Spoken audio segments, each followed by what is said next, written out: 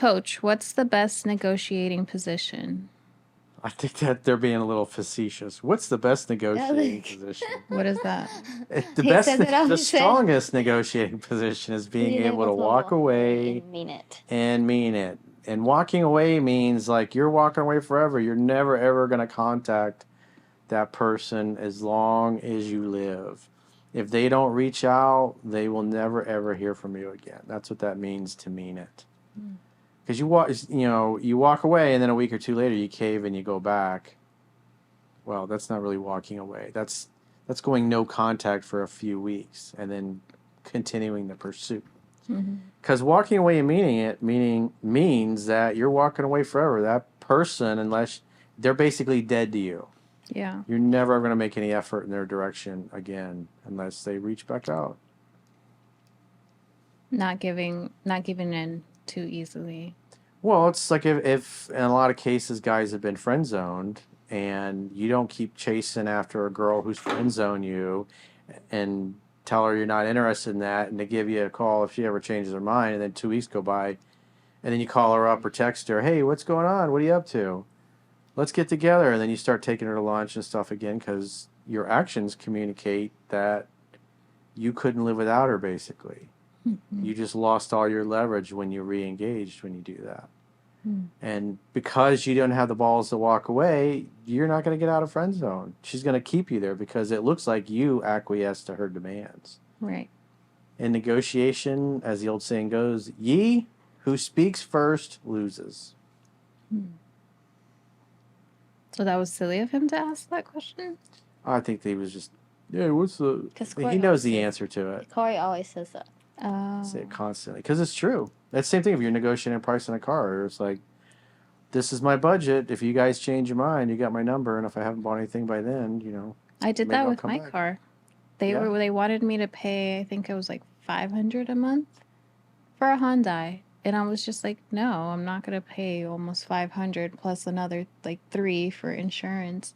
I was just like, all I have is $300 a month, $1,000 down. Because normally they ask for like $5K down on a lease. I was just like, I only have $1K down and $300 a month. They lowered it down. Okay, we can do $350. I was just like, I'm only doing $300. Then they get the manager. Manager comes, all right, what's it gonna take? I said $1K down, $300 a month. They're like, okay, let's see. They brought it down to $310, I think it was, and I was just like, okay. I really like the car. And he's like, but with taxes, it's gonna go up to like $320. I'm like, okay, that's fine. And I got it. And they were like trying to sell me a cheaper car. And they're like, oh, you see, that one's like a limited edition. That's why it's way more expensive. We could bring you down to, the stock one that doesn't have like all those special features. And you'll get to the price you're at. And I'm like, no, I want that one. And if it's not that one, then I'm just going to go somewhere else. And they're like, okay, let's see what we can do. So they caved? They caved. It worked because I was just very firm. Where'd you learn that from? My mom. Yeah? She's a hustler. That's right. It's the Colombian thing. You guys do negotiate. People from South America. She was with me too. To negotiate. She kept telling them. She was like, "No, too expensive. No, she has rent. Rent and a car, impossible." Like, and then once they did it, I was just like, "Yay, got my car. I got what I wanted." Yeah. But we were there for like 4 or 5 hours. Yeah, that sucks. I usually go in at least. It's like, how much is it? All right, let's go.